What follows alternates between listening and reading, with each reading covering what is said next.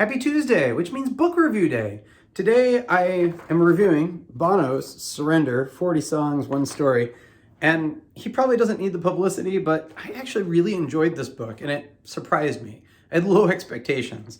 I really enjoy books about bands or music, and I've been a longtime U2 fan. In fact, this is the first or second cassette I think I ever got as a child. My parents bought it for me. And so I don't know. A lot of times books by big personalities or celebrities are not what I would like them to be.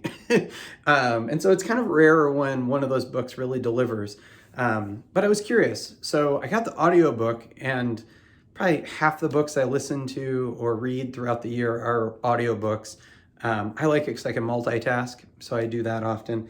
And this one exceeded all expectations because not only did Bono own his crap throughout his life where he made bad decisions or had anger issues or whatever, he also sings to you. So he reads the book and he sings to you periodically. He'll reference a song and there'll be a clip from a concert included.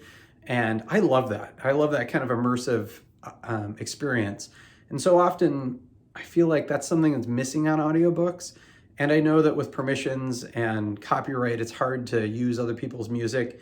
Obviously, Bono has it easy because he owns it, or he can ask his friends permission. But God, I would love it to be more layered kind of experience. And this provides that. So the book really does all the things you'd want to have Bono tell you. He tells you all those stories of the early years.